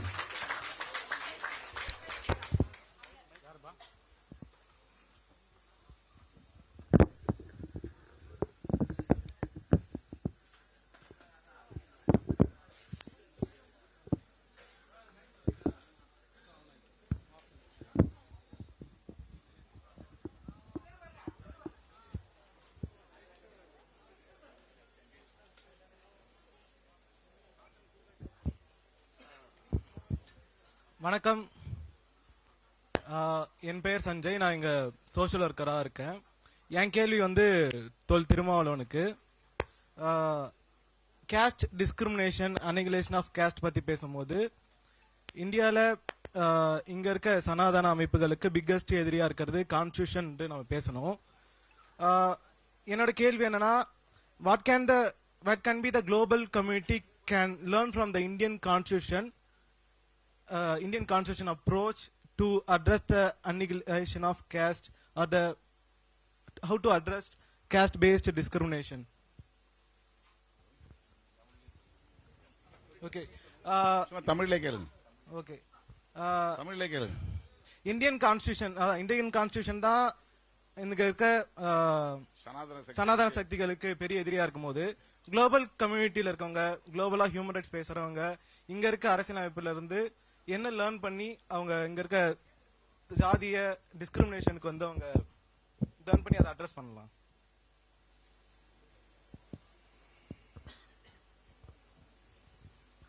நம்ம ஒவ்வொரு நாட்டுக்கும் ஒரு அரசமைப்பு சட்டம் இருக்கு. அதுபோல நம்முடைய நாட்டுக்கும் அரசமைப்பு சட்டம் இருக்கு. இந்த அரசமைப்பு சட்டத்தில் நாம என்ன கோட்பாடுகளை அடிப்படையாக கொண்டு ஒரு தேசத்தை கட்டி எழுப்புகிறோம் என்பதற்கான அடிப்படை கோட்பாடுகளை விவரிப்பதுதான் பிரியாம்பிள். அந்த பிரியாம்பிள்ல சொல்லப்பட்டிருக்கிற கோட்பாடுகளை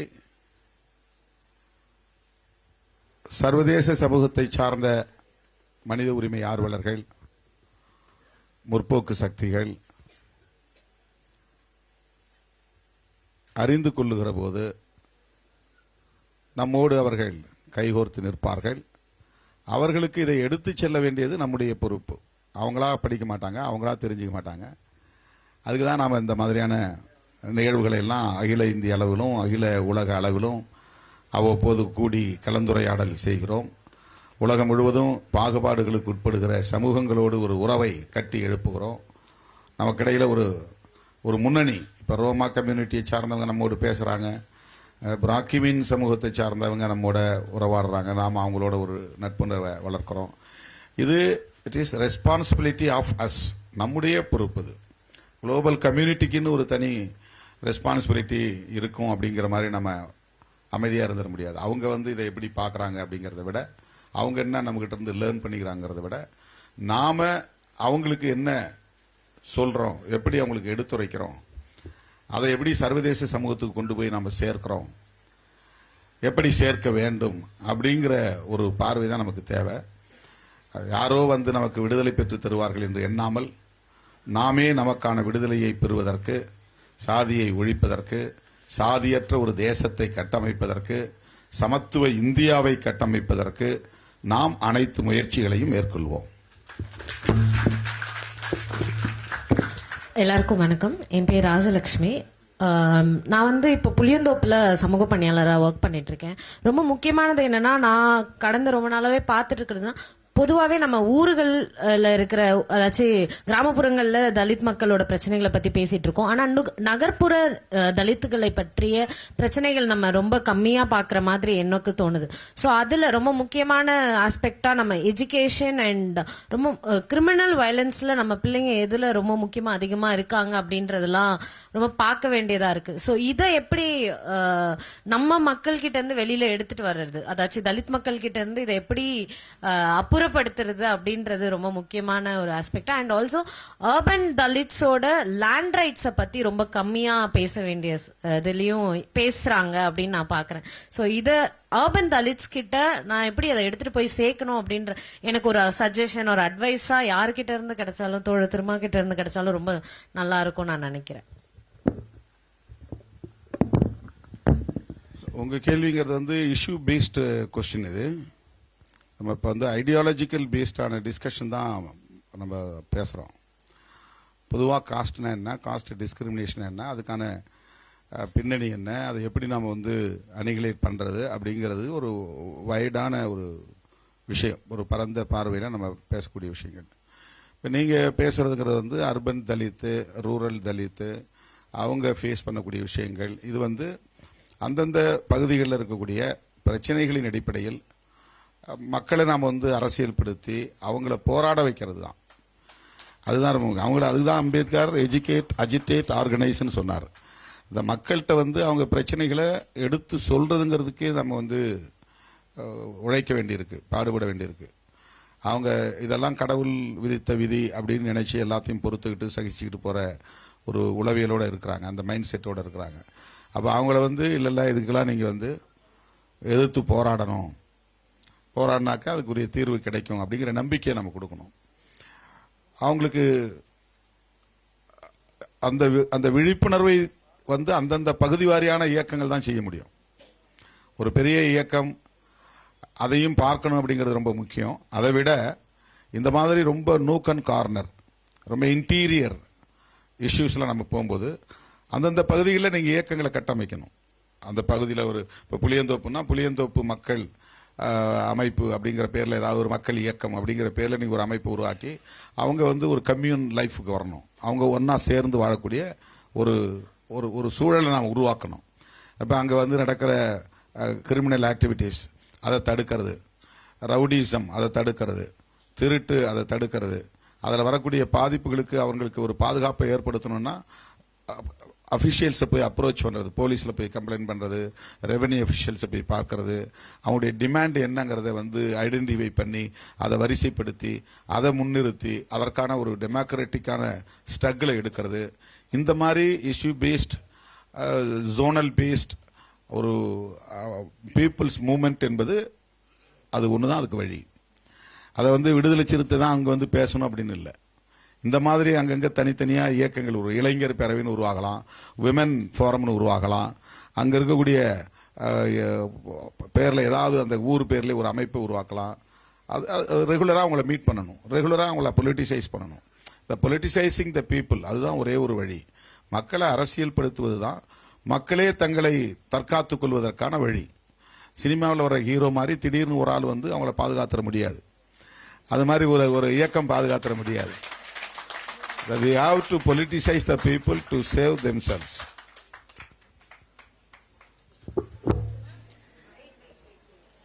குட் ஈவினிங் சார். என் பேரு மந்த்ரா. நான் வந்துட்டு இங்கே தான் ரிசர்ச் ஸ்காலராக இருக்கேன். நான் ஒரு 4 வருஷமா இங்க PhD பண்ணிட்டு இருக்கேன். விமன் அண்ட் பாலிடிக்ஸ்ல தான் நான் பார்த்துட்டு இருக்கேன். கிராஸ் ரூட் லெவல்ல வந்துட்டு according to you and all we are saying that India is one of the country where women are giving the have been given the representation at grass root level. Grass root லெவல்ல நம்மளோட politics ரொம்ப ஸ்ட்ரென்தண்டா இருக்கு அப்படின்ற மாதிரிலாம் ஒரு இது வைக்கிறோம். ஆனா இப்போ வரைக்கும் கூட ஒரு SC விமன் பஞ்சாயத்து பிரசிடென்டா இருந்தாங்கன்னா especially she is not allowed to the SMC meeting. ஊர்ல இருக்கிற ஸ்கூல்ல வரைக்கும் நீ பாத்துக்கோ, அந்த மீட்டிங்க்கு மட்டும் நீ போ அப்படின்ற அளவுல வந்துட்டு இந்த இடத்துல நிறைய லாப்சஸ் லாகுனாலாம் இருக்கு. இதை அட்ரஸ் பண்ற மாதிரி like you mention just now how to politicize people அப்படின்ற போது விமனை வந்துட்டு இந்த மாதிரியான விஷயங்கள் எஸ்பெஷலி தலித் விமன் ஃபேஸ் பண்றதெல்லாம் ஒரு குளோபல் லெவல்ல ரீச் பண்றதுக்கு what could be the strategies which we could adopt or அதுக்கான நெட்வொர்க்கிங் ஸ்டைல்ஸ் நம்ம ஏதாச்சும் இது பண்ண முடியுமா? ஹவு குட் வி எமர்ஜ் அப்படின்றது அண்ட் எஸ்பெஷலி இந்த ரிசர்ச் கான்டெக்ட் எந்த மாதிரியான ஸ்டடீஸ்லாம் இன்னும் கூட இது பண்ணிட்டே வந்தா இதுவா இருக்கணும்? உங்களோட suggestions anything which you could share. இல்ல, பெண்கள் வந்து இப்பதான் எம்பவர் ஆகக்கூடிய ஒரு சூழல் உருவாயிருக்கு. இப்போ பஞ்சாயத்து ராஜ் சட்டம் வந்த பிறகுதான் உங்களுக்கு கம்பல்சரி ரிசர்வேஷன்ங்கிறது வந்துச்சு லீகலா. அதுக்கு முன்னால் வரையிலும் அது வந்து கற்பனைக்கு கூட எட்டாத ஒன்று. அந்த அதிகாரமாக இருந்தாலும் அதிகாரம் வாய்ந்த பதவியாக இருந்தாலும் அது ஆண்களுக்கே உரியது 100% அப்படிங்கிற நிலை தான் இருந்துச்சு.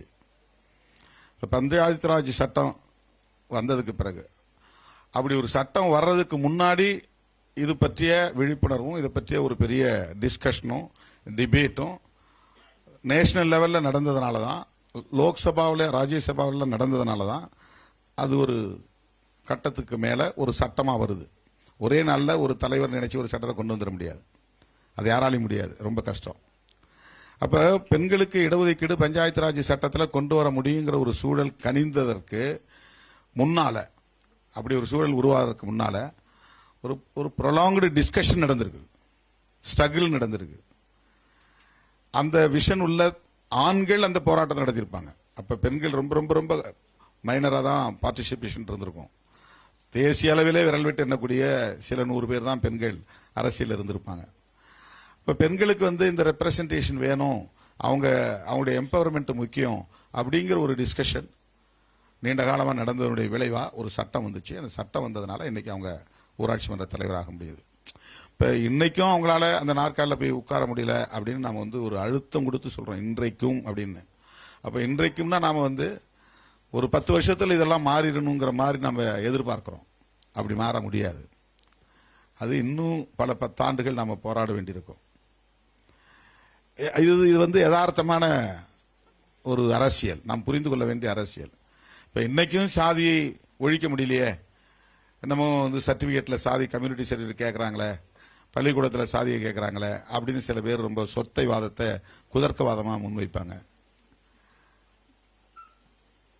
அது ஒரு குறிப்பிட்ட கால வரையில் நீடித்து அவங்க எம்பவராக அந்த எம்பவர் ஆகக்கூடிய எண்ணிக்கை பெருகும் போது, உதாரணத்துக்கு விடுதலை சிறுத்தைகள் கட்சியில் ஒரு 1000 பேர் இருக்கிற இடத்துல ஒரு 10 பேர் பெண்கள் இருந்தாங்கன்னா அந்த 10 பேரையும் கேவலமாக பார்ப்பாங்க, ஆண்கள் கிண்டல் பண்ணுவாங்க, அவங்கள தப்பா கேரக்டர் அசாசினேட் பண்ணுவாங்க, அந்த மாதிரி போர்ட்ரேட் பண்ணுவாங்க.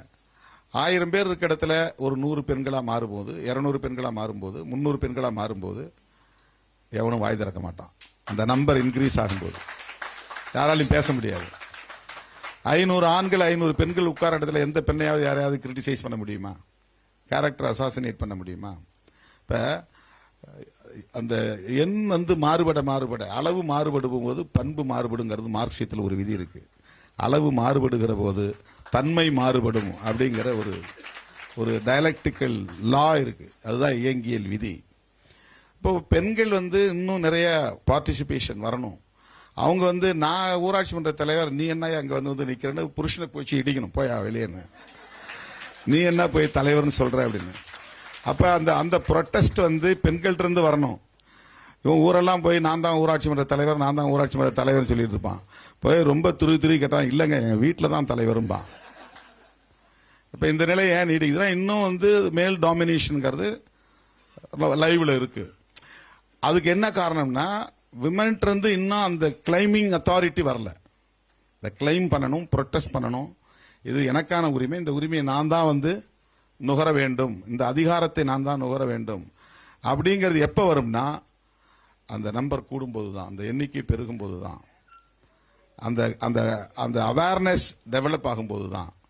அதனால நாம முதல்ல நேஷனல் லெவல்ல நமக்கு ஒரு நெட்வொர்க் இருக்கா பெண்கள்கிட்ட. இப்ப இந்த நிமிஷம் வரையிலும் பெண்களுக்கான இடஒதுக்கீடு 33% வரையறை பண்ணதும் ஆண்கள் தான். பெண்களுக்கான இடஒதுக்கீடு வேணும்னு பேசுறதும் ஆண்கள் தான். பெண்களுக்கான இடஒதுக்கீட்டை நடைமுறைப்படுத்தாம தடுத்து வச்சிருக்கிறதும் ஆண்கள் தான். ஆனா பெண்கள் தரப்புல இருந்து எந்த பெண் அமைப்புகளும் பெருசா எங்களுக்கு பாப்புலேஷன் நாங்க 50% இருக்கிறோம், உன்னை யாரையா 33% பிக்ஸ் பண்ண சொன்னது, இதை பிக்ஸ் பண்ணவன் யாருன்னு யாரும் கேட்கல. எப்படி 33% நீ பிக்ஸ் பண்ண, அதுக்கு என்ன வரையறை, என்ன அதுக்கான கிரவுண்ட்ஸ் என்ன, யாரும் கேட்கல. அப்ப பெண்கள் அமைப்புங்கிறதே தங்களுக்கான உரிமைகளை அல்லது தாங்கள் எம்பவர் ஆகணுங்கிற அந்த உரிமை குரலை அவங்கள்ட்ட இருந்து இன்னும் நம்ம பெற முடியல. அது வளரணும். அது வளரும்போது தான் உங்களுக்கு குளோபல் நெட்வொர்க்லாம் கிடைக்கும். நிறைய குளோபல் நெட்வொர்க், நிறைய அமைப்புகள் செயல்படுகின்றன. இந்த மாதிரியான அமைப்புகள்லாம் இப்ப நம்ம இந்த இடத்த வந்ததுனால தான் இப்படி தெரியுது. இந்த சிம்போசியத்தில் நம்ம கலந்துக்கலன்னா நமக்கு இப்படி ஒரு ஒர்க் நடக்கிறதே தெரியாது. இப்ப இங்க கூட நாம என்ன நினைச்சிருந்தா இது ஒரு பெரிய அளவுல நம்ம பேசிட்டோங்கிற மாதிரி நினைப்போம். ஆனா வெளியில போனா இது பெருசா யாருக்குமே தெரியாம தான் இருக்கும். இன்னைக்கு சோசியல் மீடியா இருந்தும் கூட ஒரு குறிப்பிட்ட சர்க்கிள்ல தான் அது சர்க்குலேட் ஆகிட்டு இருக்கும். அது ஒரு மெயின் ஸ்ட்ரீமில் போய் சர்க்குலேட் ஆகாது. சோஷியல் மீடியா கூட கன்ஃபைண்டாக தான் இருக்குது. இப்போ என்னை பற்றிய செய்தி எனக்கு தெரிஞ்ச ஆட்களோட மட்டும்தான் பரவிக்கிட்டு இருக்கும். நெகட்டிவான செய்தினா எல்லா இடத்துலையும் போயிடும். எனக்கு எதிரான அவதூறுனா எல்லாம் எடுத்து பரப்புவான். அது மெயின் ஸ்ட்ரீமுக்கு வந்துடும். இப்போ எந்த இஷ்யூ நம்ம வந்து மெயின் ஸ்ட்ரீமுக்குள்ள கொண்டு வரணும் அப்படிங்கிறது இருக்குது. இந்த மெயின் ஸ்ட்ரீமில் கொண்டு வர்றதுக்கான உத்தி என்ன, அப்போ எந்தெந்த பிளாட்ஃபார்மை நம்ம பயன்படுத்தணும். இந்த மாதிரி நிறைய அங்கங்கே செக்டேரியன்ஸ் அங்கங்கே இருப்பாங்க, தனித்தனியாக இருப்பாங்க, வெவ்வேறு பேரில் இயங்கிட்டு இருப்பாங்க. அவங்கள எல்லாத்தையும் நம்ம வந்து ஒருங்கிணைக்கணும். அது எப்போ நிகழும்னா நாம முதல்ல ஒரு ரெகக்னைஸ்ட் ஆர்கனைசேஷனாக மாறும்போது தான். நம்மளை வந்து ஒரு அமைப்பா, நம்மளை ஒரு ஃபோர்ஸா அங்கீகரிக்கப்படுகிற போதுதான் ஒரு சங்கமும் இன்னொரு சங்கத்தை அங்கீகரிக்கும். நான் ஒரு பொலிட்டிக்கல் பார்ட்டி இன்னொரு பொலிட்டிக்கல் பார்ட்டியை எப்போ மதிப்பான்னா அந்த பொலிட்டிக்கல் பார்ட்டி ஒரு certain percentage of oats வாங்கினாதான், election கமிஷனில் recognised பார்ட்டியாக இருந்தாதான், இல்லைன்னா அவன் வந்து நம்மளை ஒரு பொருட்டாக கருத மாட்டான். அதே மாதிரி தான் விமன் ஆர்கனைசேஷனும். அந்த விமன் எம்பவர்மெண்ட்டுக்கு போராடக்கூடிய அமைப்புகள் அங்கங்கே அவங்களுக்கான உரிமைகளை கிளைம் பண்ணணும், அதுக்காக போராடணும், அந்த மாதிரியான ஒரு விழிப்புணர்வை உருவாக்கணும். இதெல்லாம் ஸ்டெப் பை ஸ்டெப்பாக நம்ம செய்யும்போது தான் ஒரு கட்டத்தில் நமக்கு அந்த குளோபல் அவேர்னஸ் உருவாகும், நெட்வொர்க்கும் கிடைக்கும்.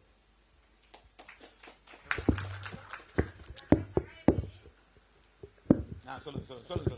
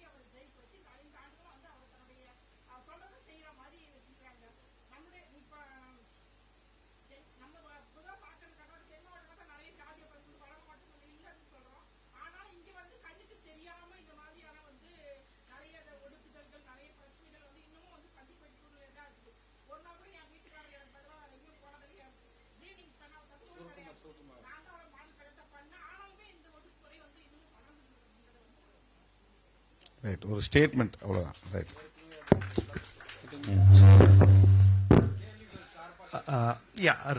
ரெண்டு தான். ஆக்சுவலி நான் அரவிந்த் ஜேஎன்யூல பிஹெச்டி பண்ணிட்டு இருக்கேன் இன்டர்நேஷனல் பாலிடிக்ஸ்ல.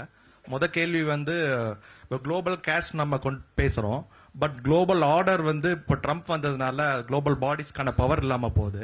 இப்போ எப்படி நம்ம எரடிகேஷன் ஆஃப் குளோபல் காஸ்ட் கொண்டு வருவோம்னு ஒரு கொஸ்டின். அண்ட் ஒரு ரெக்வெஸ்ட் என்னன்னா, இப்போ இந்த குளோபல் இது நம்ம குளோபல் காஸ்ட் நம்ம குளோபலைசேஷன் பேசும்போது இப்போ எங்க ஸ்டூடெண்ட்ஸ் எல்லாரையும் பாதிக்கிறது வந்து ரீசெண்டா வந்த UGC regulations, UGC cost ரெகுலேஷன்ஸ்க்கு அகைன்ஸ்டா upper caste students இது பண்றாங்க, ப்ரொடெஸ்ட் பண்றாங்க. அதுக்கு இந்த சிம்போசியம் என்ன ஸ்டேட்மெண்ட் வைக்குது டு ஆல் த பேனலிஸ்ட்? கொஞ்சம் ரிப்பீட் பண்ணுங்க. கொஞ்சம் குளோபல் இப்போ குளோபல் பாடிஸ் பவர் எல்லாம் கம்மியாயிட்டு இருக்கு. யுஎன் பாடிஸ் ஆகட்டும், ஏன்னா ட்ரம்ப் பிரசிடென்சி இருக்கிறதுனால எல்லாத்துலயும் வெளியே வந்துட்டாரு. சோ இப்போ இந்த குளோபல் பாடிஸ் மூலமா நம்ம எப்படி குளோபல் காஸ்ட் அட்ரஸ் பண்ண முடியும்? ஏன்னா பாடிஸே பவர் கம்மியாயிட்டு இருக்கு. ஏன்னா ட்ரம்ப் ஃபண்டிங் பண்றதுல WHO இருந்து வெளியே வந்துட்டாரு.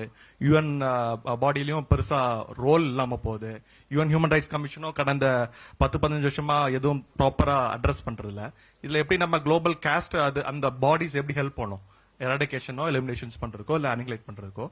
ரெண்டாவது வந்து யூஜிசி ரெகுலேஷன்ஸ் கொண்டு வந்திருக்காங்க. இப்போ யூனிவர்சிட்டிஸ்ல காஸ்ட் டிஸ்கிரிமினேஷன் இருந்தா அதை ப்ராப்பரா அட்ரஸ் பண்ணணும்னு சொல்லிட்டு ஒரு 5 days பேக் கொண்டு வந்த ரெகுலேஷன்ஸ்க்கு அகைன்ஸ்டா அப்பர் காஸ்டும் ஏபிபி ஸ்டூடெண்ட்ஸும் அதுக்கு அகைன்ஸ்டா ப்ரொடெஸ்ட் பண்றாங்க.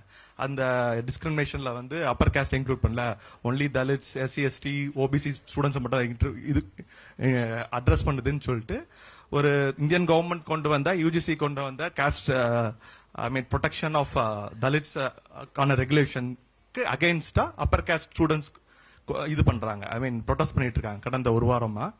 அதை பத்தி இந்த சிம்போசியம் கண்டம் பண்ணுதா இல்ல எப்படி அவங்க ஸ்டாண்டு அப்படின்னு சொல்லிட்டு கேட்குறேன். தேங்க்யூ. அமெரிக்கா ஐநா பேரவையினுடைய முக்கியமான அவைகளில் இருந்து வெளியேறுவது என்பது அது அங்கே ஒரு உலகளாவிய அரசியல். அதில் அங்கம் வகிக்கக்கூடிய பிற நாடுகள் தான் அதை அட்ரஸ் பண்ண முடியும். நம்மள மாதிரியான சிவில் ரைட்ஸ் அமைப்புகள் அதில் கருத்து தான் சொல்ல முடியும். அதில் எந்த புஷ்அப்பும் நம்ம பண்ண முடியாது. இந்திய அரசு அதை எப்படி அணுகுகிறது அப்படிங்கிறத பொறுத்து தான் அதில் நம்முடைய ரோல். இந்திய அரசு இதுவரையிலும் அமெரிக்காவுடைய நடவடிக்கைகளுக்கு எந்த எதிர்வினையும் ஆற்றலை, கருத்தும் சொல்லலை. கூடுதலான வரி விதிப்பை எல்லாம் அவங்க செய்தும் கூட அவங்க கண்டிக்கிற நிலையில இல்லை. ஒரு சில நாடுகள் எதிர்ப்பு தெரிவிச்சிருக்கின்றன, கண்டனமும் தெரிவிச்சிருக்கிறாங்க.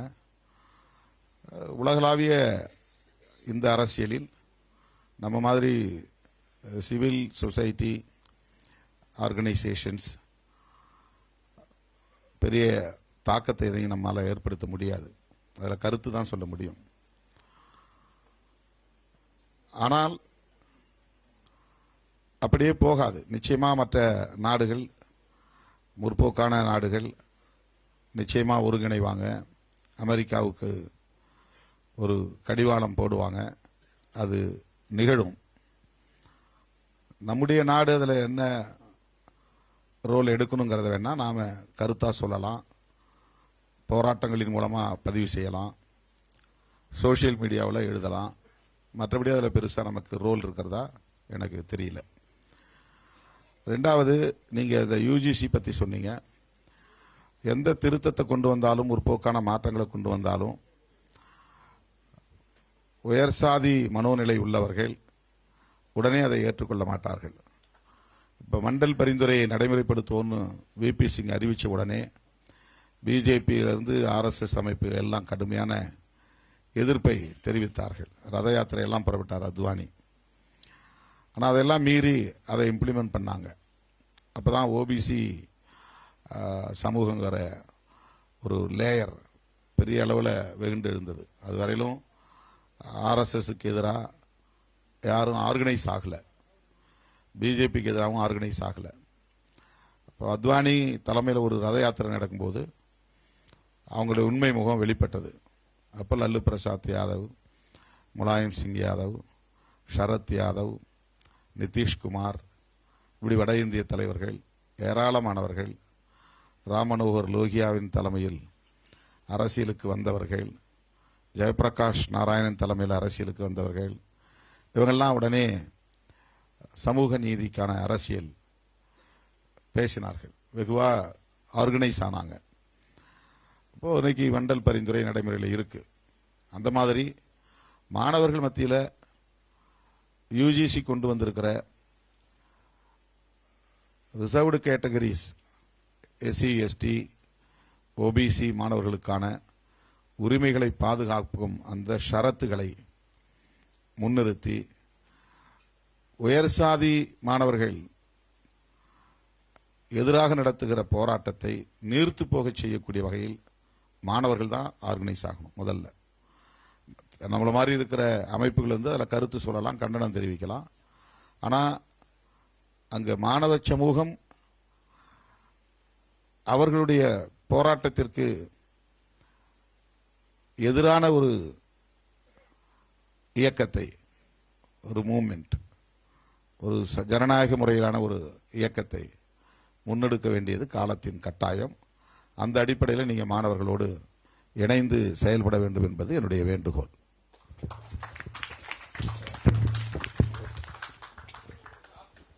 நான் குதிரை வண்ணாருக்காக வேலை செய்துட்டு வரேன் கடந்த ஒரு 30 ஆண்டுகளாக.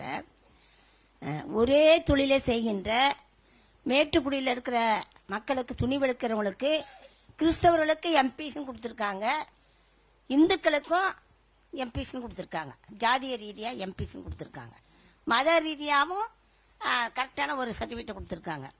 சேரியில் வாழ்கின்ற கிறிஸ்தவ குதிரை வண்ணார்களுக்கு பிசின்னு கொடுத்துருக்காங்க. இந்து புதுநவனாருக்கு எஸ்சின்னு கொடுத்துருக்காங்க.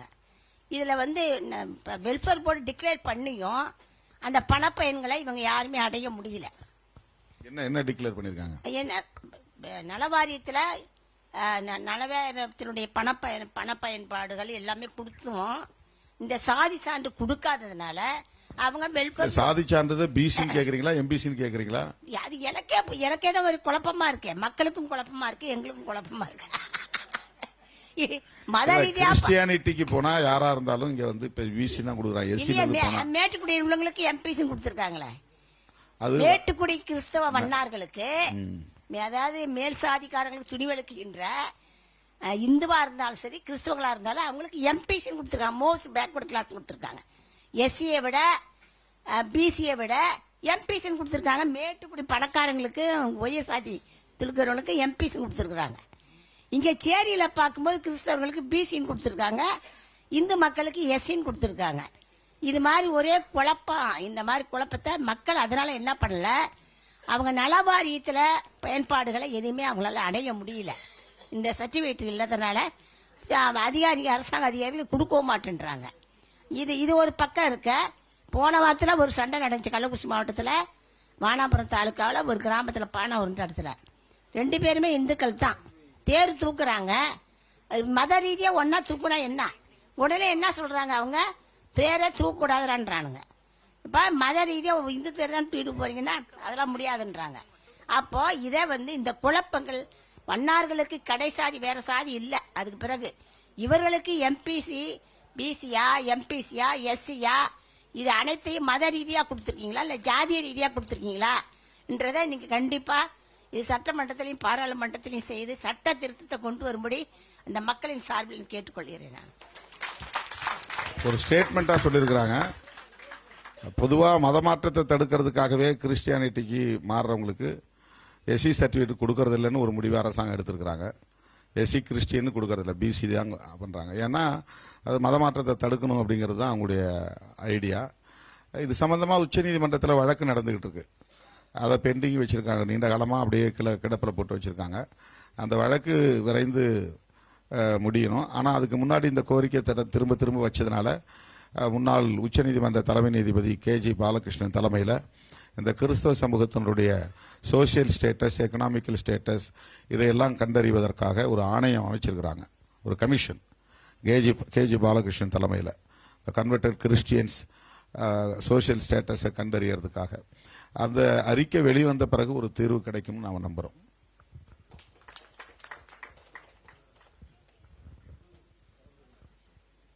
கடைசி கொஸ்டினா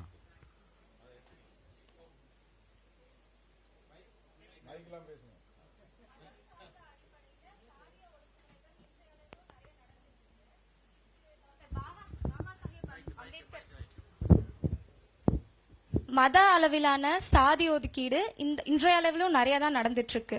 பாபா சாஹேப் டாக்டர் அம்பேத்கர் அவர்கள் எப்பயுமே அழுத்தமா ஒரு விஷயத்த சொல்லிக்கிட்டே இருப்பாரு, மதமாற்றம் ஒன்றே தலித் விடுதலைக்கு ஒரே வழி அப்படின்னு. அதுக்கு நீங்க என்ன நினைக்கிறீங்க? மாற்று கருத்தை சொல்ல முடியாதுல்ல. தலைவருடைய நம்முடைய கொள்கை ஆசானுடைய ஒரு நிலைப்பாடு அது. அதுல இப்ப நாம வந்து எல்லாம் மதம் மாறுங்கன்னு சொன்னா நாளைக்கு சனாதன சக்திகள் முழுக்க திருமாவளவர் மதம் மாற சொல்றாரு அப்படிம்பாங்க. இதெல்லாம் நீங்க ரகசியமா செய்ய வேண்டிய வேலைகள்.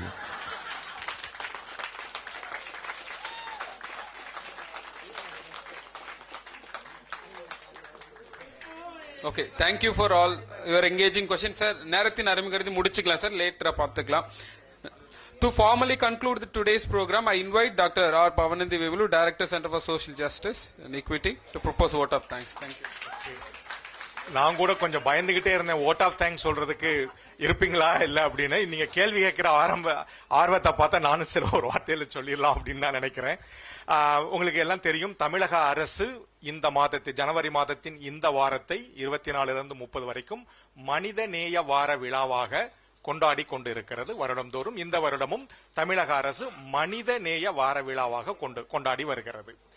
அந்த கொண்டாட்டத்தின் ஒரு அங்கமாக நம்மளுடைய மையம் சில விஷயங்களை யோசித்துக் கொண்டு இருக்கிற பொழுது இந்த மையகத்தின் ஆலோசகர்களான முனைவர் ரமேஷ்நாதன் அவர்களும் முனைவர் பால் திவாகர் அவர்களும் இந்த மாதிரியான ஒரு சிம்போசியத்தை வந்து எலிமினேஷன் ஆஃப் குளோபல் காஸ்ட் அப்படின்ற மாதிரியான இதை வந்து சொன்ன உடனே எங்களுக்கும் வந்து மிக முக்கியமான ஒரு ஆர்வம் வந்து அதுல வந்து வந்தது. ஏன் அப்படின்னா பொதுவாக இந்த மையத்தில் வந்து ஈக்குவாலிட்டிஸ் அப்படின்னு தான் வந்து அதிகமா இன்னைக்கு வந்து பேசுறப்போ நம்மளுடைய அரசியலமைப்பு சட்டத்தினுடைய முகவுரையில் இருக்கக்கூடிய அந்த 3 முக்கிய விடயங்களில் 2 விஷயங்களை 2 விழுமியங்களை நம்ம தொடர்ச்சியா பேசுறோம். ஒன்று சுதந்திரம் என்பதும் இன்னொன்று வந்து சமத்துவம் என்பதையும் நம்ம தொடர்ச்சியா பேசுறோம். ஆனால் மூணாவதான ஒரு சொல் இருக்கு. நீங்க அம்பேத்கரை படிக்கிறப்போ வந்து அது அற்புதமாக செல்லும். என்னை பொறுத்த வரையில் அது மிகவும் ஒரு கருவுற்ற ஒரு சொல். அந்த சொல் அப்படின்றதான் வந்து ஃப்ராட்டர்னிட்டி. ஆக்சுவலி அந்த ஃப்ராட்டர்னிட்டி நீங்க பாத்தீங்க அப்படின்னா அம்பேத்கருடைய அந்த பொலிட்டிக்கல் என்டையர் பிலாசபி உங்களுக்கான அதுல இருந்து கண்டினியூட்டி ஆக வரக்கூடியான ஒரு விஷயம். அந்த ஃப்ராட்டர்னிட்டி அப்படின்ற அந்த மனித நேயம் அப்படின்னா கூடிய அந்த வார விழாவில் நாம் நமக்குள்ள இருக்கக்கூடிய ஹைரார்கிஸ் மட்டும் இல்லாம இந்த பிரபஞ்சம் தழுவி இருக்கக்கூடிய ஒரு அதனாலதான் ஒரு விதமான குளோபல் ஹைரார்கிஸ் பத்தியான இந்த முன்னெடுப்புகளை வந்து எங்களுடைய மையத்தின் ஆலோசகர்கள் எங்களுக்கு பணித்த பொழுது நாங்கள் இதை முன்னெடுத்து நாங்கள் வந்து செய்கிற அந்த ஒரு நன்றியா வாய்ப்பு வந்தது. அதனுடைய அந்த தருணத்திற்காக எங்களுடைய மையத்தின் ஆலோசகர்களான முனைவர் ரமேஷ்நாதன் அவர்களுக்கும் முனைவர் பால் திவாகர் அவர்களுக்கும் இந்த தருணத்தில் நாங்கள் நன்றி தெரிவித்துக் கொள்கிறோம். இரண்டாவதாக மேடையில் அமர்ந்திருக்கிற பொழுதுதான் வந்து ரமேஷ்நாதன் சார் சொன்னாரு இந்த கூட்டத்திற்கான ஒரு வரலாற்று பின்புலத்தை. இதே அரங்கில் முதல் தடவையான இங்க எல்லாம் பேசினதெல்லாம் டர்பன் கான்ஃபரன்ஸை பத்தி நிறைய வந்து சொல்ல கேட்டிருக்கிறோம். முதலாக 90களில் என்று நினைக்கிறேன் 2000s வந்து உங்களுக்கு டர்பன் கான்ஃபரன்சஸ் நடைபெறும். அதுக்கு முன்பாக இங்குதான் முதலாக திரு ஹென்றி டிபேங் அவர்களுடைய முயற்சியில் இங்குதான் முதல் கூட்டம் நடக்கப்பட்டதாக உங்கள் பப்ளிக் ஹியரிங் வந்து இங்க வந்து நடத்தப்பட்டதாக வந்து சொல்கிறார். அதற்கு அடுத்த ஆண்டு உங்களுக்கு டர்பன் மாநாடுகள் இருக்கிறப்போ அதுக்கான ஒரு அறிக்கை தயாரிக்கப்பட்டும் அந்த அறிக்கையும் வெளியிடப்பட்டது இந்த ஹால்ல தான் ஆடிட்டோரியத்துல தான் நடத்திருக்கிறாங்க. அதனுடைய ஒரு தொடர்ச்சியாகவே இன்று நாம் இந்த மனிதநேய வார விழாவில் இந்த மூன்றாவதாக இந்த நிகழ்வுகளையும் இந்த சிம்போசியத்தையும் நாம் நடத்தி கொண்டிருக்கிறோம். மிக முக்கியமாக இந்த தருணம் வந்து எதோடு நாம் எந்த புள்ளியில் இதில் வந்து நம்ம இணைகிறோம் அப்படின்னு வந்து நம்ம வந்து பார்க்கிறோம் அப்படின்னு சொன்னீங்கன்னா டர்பன் மாநாட்டில் வந்து பேசுகிற பொழுது ரேசிசம் அப்படின்றது வந்து காஸ்டிசமும் ரேசிசமும் சேர்ந்து இல்ல அப்படின்ன கூடியானதை இந்தியாவின் மிக பிரபலமான மிக சிறந்த என்ன சொல்றது சோசியாலஜிஸ்ட் எல்லாம் அதை வந்து எழுதினாங்க. இன்னைக்கெல்லாம் வந்து ஜேஎன்யூல இருந்து வந்தோம் அப்படிலாம் சொன்னாங்க. நாங்க அந்த காலத்துல வந்து ஜேஎன்யூல படிக்கிற காலங்கள் ஈவன் ஆந்திரி பெத்தாலே மாதிரியான சமூகவியல் அறிஞர்கள் கூட அந்த தருணத்தில் ரேசிசம் வேற காஸ்டிசம் வேற அப்படின்ற மாதிரி தான் எல்லாமே. ஆக இந்தியாவின் முன்னணி அனைத்து சமூகவியல் அறிஞர்களும் அந்த தருணத்தில் எழுதிய கட்டுரைகளும் அவர்கள் எல்லாம் பாத்தீங்க அப்படின்னா அது வெறுமே வந்து ஒரு அகாடமிக் எக்ஸசைஸ் தான். ஆனா அந்த காலத்தினுடைய மிக தொடர்ச்சியாகத்தான் அதே பல்கலைக்கழகத்தில் இருந்த பேராசிரியர் உங்களுக்கு கோபால் குரு அவர்களுடைய ஹியூமிலியேஷன் அப்படின்னா கூடியான ஒரு வார்த்தை he theorized the entire word about the how. அவருடைய ரொம்ப ஃபேமஸான அந்த புத்தகம் வந்து உங்களுக்கு இருக்கும் the theory of humiliation. அதே காலகட்டத்தில் அதே பல்கலைக்கழகத்தில் இருந்த பேராசிரியர் சுகுதியோ தொரத் அவர்கள் சோசியல் எக்ஸ்க்ளூஷன் அப்படின்னா கூடியான கான்செப்ட். இந்த 2 கருத்தாக்கங்களுடைய ஒரு தொடர்ச்சி தான் வந்து இது நம்ம எல்லாரையும் இன்னைக்கு இங்க பேசியிருக்கக்கூடிய ரோமா அவனாலும் சரி ஆப்பிரிக்கன் எல்லாரையும் ஒன்றிணைக்கக்கூடிய ஒரு புள்ளி அந்த கண்ணி என்ன அப்படின்னு பார்த்தோம் அப்படின்னா அது வந்து அந்த சோசியல் எக்ஸ்க்ளூஷனும் அது கொண்டு வந்து தரக்கூடிய குமிலியேஷனும் அது சார்ந்த வழிகளும் தான் அப்படின்ற அதனுடைய ஒரு தொடர்ச்சியாகத்தான் வந்து நாம் இந்த சிம்போசியத்தையும் நம்ம வந்து பார்க்கிறோம். ஆகவே இது ஒரு மன நிறைவான ஒரு சிம்போசியம். இதற்கான சாத்தியப்பாடுகளை வந்து உருவாக்கி அதுவும் பாத்தீங்க அப்படின்னா சிம்போசியம் அவர் அவசரமா கிளம்பிட்டாங்க. இருந்தாலும் இன்றைக்கு தமிழகத்தின் இன்றைய ஆகச் சிறந்த அரசியல் தலைவர்களில் ஒருவரான இன்று வரை இங்கு அமர்ந்து இருந்து நமது அத்தனை கேள்விகளுக்கும் இன்று பதில் சொல்லி அதுவும் குறிப்பாக ஒரு அற்புதமான உரையை ஆங்கிலத்தில் உருவாக்கி கொண்டு வந்து இதை இந்த தருணம் நம்மளுடைய மையம் வந்து இதை வெளியிடும் அதனுடைய தமிழாக்கத்தோடு வந்து வெளியிடக்கூடியான ஒரு தருணம். ஏனென்று சொன்னால் இது பல தளங்களில் இங்கு களப்பணியாற்ற வேண்டிய ஒரு காலகட்டத்தில் நம்ம இருக்கிறோம். அதனுடைய ஒரு தொடர்ச்சியாகத்தான் இது ஒரு ஆரம்பம், இதனுடைய ஒரு விஷயம். அவருக்கு எங்களுடைய மையத்தின் நெஞ்சார்ந்த நன்றிகள். அதற்கு அடுத்ததாக இந்த சிம்போசியத்துக்கு உண்டான விஷயங்களை திரு பால் திவாகர், இந்த MSS உடைய அலுமினி, உலகளாவிய இன்னைக்கு இருக்கக்கூடியான ஒரு மிகச்சிறந்த ஒரு அட்வொகசியை முன்னெடுக்கக்கூடியான அவருடையதும் பீனா பள்ளிக்கல் அவர்களுக்கும் எங்களுடைய நெஞ்சார்ந்த நன்றிகளை தெரிவித்துக் கொள்கிறோம். அவர்கள் வழியாக இங்க ஒரு நெட்வொர்க்கிங், ஏன்னா மிக முக்கியமான ஒரு விஷயம் நெட்வொர்க்கிங். ஒவ்வொருத்தரும் ஒவ்வொரு தீவுகளாக நம்ம இயங்கிக் கொண்டிருக்கக்கூடிய காலம் இது அல்ல. நாம் எல்லாரும் ஒன்று திணறுவதாம். அதனாலதான் நாங்க நிறைய நேரம் சந்தோஷ் சாரோட யோசிக்கிறப்ப இந்த கேம்ப்ஸ் நீங்க எத்தனை பேர்லாம் பார்த்திருப்பீங்கன்னு தெரியல. கொஞ்சம் பாத்தீங்கன்னா we unite against the discriminations on we are all அந்த உங்களுக்கு பண்ணக்கூடிய அந்த விஷயங்கள் அங்க காஸ்ட், ரேஸ் அண்ட் நம்ம தவற விட்ட ஒரு விஷயம் எத்னிசிட்டி, ஒரு இன வெறியும் மிக முக்கியமா. நீங்க ட்ரம்ப்பை பத்தி எல்லாம் இன்னைக்கு எழுப்பப்பட்ட விஷயங்கள் இன்னைக்கு என்ன பண்றோம், ஒரு இன வெறியை நோக்கி நம்ம என்ன பண்ணிட்டு இருக்கிறோம். ஒரு காலகட்டங்கள்ல இருக்கிறப்ப நாம ஒரு தனித்தனி தீவுகளாக இல்லாமல் ஒரு ஒன்றுகிணைந்த வேண்டிய ஒரு காலகம் அதுக்காக பண்ணோம். அதுக்கான ஒரு தருணங்களை உருவாக்கி கொடுத்த எங்களுடைய அனைத்து அமைப்புகளுக்கும் நிறைய இருக்கு படிக்கிறதுக்கு.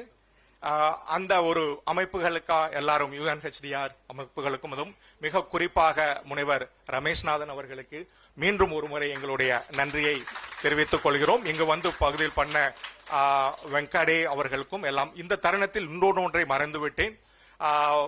சுரேஜ் யாங்டே உடைய புத்தகம் ஒன்று, the global story of caste அப்படின்ற புத்தகம். இதனுடைய தகவல் உங்களுக்கு ஏற்கனவே பெண்கின் பதிப்பகத்தால் பதிக்கப்பட்டிருக்கிறது. ஏற்கனவே அது சார்ந்து இந்த மையம் யோசித்துக் கொண்டிருந்த வேளையில் தான் இந்த சிம்போசியம். ஆக திடீர்னு மையம் ஏதோ கொடுத்த உடனே அப்படின்றது இல்லை. இங்கு ஒரு தருணத்தில் இவ்வளவு இளைஞர்களுடைய அந்த ஆர்வங்கள் எல்லாம் பார்க்கிறப்ப ஒரு சின்ன ஒரு ப்ரொபோசல், எப்பயுமே ஒரு பேராசிரியராக எனக்கு மாணவர்கள் அவங்களோட இந்த புத்தகத்தை யாராவது முழுமையாக மொழிபெயர்த்து தமிழில் கொடுத்தால் மையம் இம்மிடியேட் ஆக உங்களுக்கு பப்ளிஷ் பண்றதுக்கு மிக தயாராக இருக்கிறது. நாங்கள் உங்களிடம் இருந்து ஒரு கருத்துருவை எதிர்பார்த்து கொண்டிருக்கிறோம். சுரேஜ் எங்குடையோட த global story of a cost, இதனுடைய சில பகுதிகள் எல்லாமே புத்தகத்தில் வாசிக்க கிடைக்கிறது. எல்லாருமே இருப்பீங்க இதனுடைய இதுல. இது தவிர இது ஒரு தேர்தல் காலம். இந்த தமிழக அரசு உங்களுக்கு டெவலப்மெண்ட் சப் பிளான் அப்படின்னக்கூடிய இதை இன்னைக்கு development action plan, schedule cost and schedule try development action plan அப்படின்னக்கூடிய ஒரு சட்டத்தை கடந்த ஆண்டு 2024 உங்களுக்கு நடைமுறைப்படுத்தி இருக்கிறது. இது ஒரு தேர்தல் காலம். இந்த தேர்தல் காலத்தில் நாம் வைக்கக்கூடிய மிக முக்கியமான ஒரு கோரிக்கை என்னவென்றால், தமிழகத்தின் அனைத்து அரசியல் கட்சிகளும் தங்களுடைய தேர்தல் அறிக்கையில் இதையும் ஒரு பகுதியாக அங்கீகரித்து அதை தமிழகத்தில் ஒரு முழு மனதோடு அதனுடைய ஸ்பிரிட் அதனுடைய அந்த உயிர் துடிப்போடு அந்த சட்டத்தை நடைமுறைப்படுத்த வேண்டும் என்கின்ற ஒரு குரலாக நீங்களும் உங்களுடைய பகுதி நீங்கள் சார்ந்து அந்த குரலை எழுப்ப வேண்டும் என்கின்ற ஒரு கோரிக்கையும் உங்களிடம் வைத்து இறுதியாக என்னுடைய கல்லூரி இந்த கல்லூரி நான் ஒரு பல்கலைக்கழகத்திலிருந்து வர்றேன். ஒரு இடைப்பட்ட ஒரு காலத்துக்கு தான் வந்திருக்கிறேன். 2 வருடம் ஓடிருச்சு, இன்னும் ஒரு சில மாசங்கள்ல போயிடலாம். ஆனா இந்த ஒரு மையம் உண்மையாகவே எந்த ஒரு பல்கலைக்கழகங்களை விட இந்த வளாகத்தில் மிக சிறப்பாக நடந்து கொண்டு இருக்கிறது. அதுவும் அதற்கான அடிக்கடி நான் ஒரு வார்த்தையை யூஸ் பண்றேன், எனேபிளிங் என்விரான்மெண்ட் அப்படின்றது. மிக மிக முக்கியமாக இந்த 2 ஆண்டுகள்ல இந்த திருப்பி சொல்லக்கூடாது, வேணா மூடிட்டு சொல்றேன். எந்த பல்கலைக்கழகத்திற்கும் இந்த மையம் சென்றிருந்திருந்தால் அது அது மூச்சு அடங்கி போயிருந்திருக்கும். ஏன்னா பல விதமான மையங்களை நாங்க பார்த்தாச்சு எங்க கேரியர்ல. ஆனால் இந்த வளாகத்தில் இது இவ்வளவு உயிர் தொடுப்போடு இருப்பதற்கு இந்த MSSWல இருக்கக்கூடிய அந்த ஒரு culture, I am so proud. என்னுடைய நண்பர் ஸ்டீபன் கூட சொல்வார், அவர் உள்ள வர்றப்ப இதற்கான ஒரு கல்ச்சர் ஒரு JNUக்கு ஈக்குவலான ஒரு கல்ச்சர் இந்த கேம்பஸஸ்ல பார்க்கிறோம்.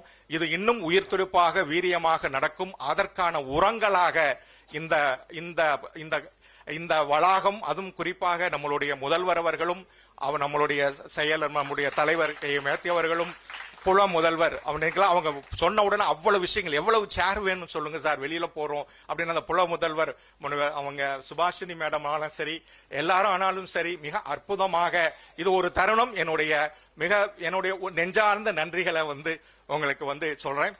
கடைசியா ஒண்ணு, என்னுடைய அடிக்கடி யூஸ் பண்ற வார்த்தை எக்ஸ்டெண்டட் ஃபேமிலி. இங்க இருக்கக்கூடிய ஒரு 7 என்னுடைய மையத்தினுடைய என்னுடைய சக பணியாளர்கள், என்னுடைய ஒட்டுமொத்த 2 வருடங்களில் கிட்டத்தட்ட ஒரு 25 வருடங்களாக நான் ஒரு கல்வித்துறையில் பணியாற்றி இருக்கிறேன். எந்த ஒரு இடத்திலையும் அந்த ஃப்ராட்டர்னிட்டியை நான் ஃபீல் பண்ணல. என்னுடைய 25 வருஷ கேரியர்ல முதலாக என்னுடைய பணியிடம் என்னுடைய வாழ்விடமாக மாறி இருக்கக்கூடிய தருணம். ஏனால் இந்த மேடையை தலைவர் இருக்கக்கூடிய இந்த மேடையில் என்னுடைய உணர்வுகளை உங்கள்கிட்ட சொல்லிட்டு அவங்க அத்தனை பேருக்கும் என்னுடைய நெஞ்சார்ந்த நன்றிகளை தெரிவித்துக் கொள்கிறேன். நன்றி, வணக்கம். Okay, thank you for everyone. நாட்டுப்பண் அனைவரும் எழுந்திருக்கவும்.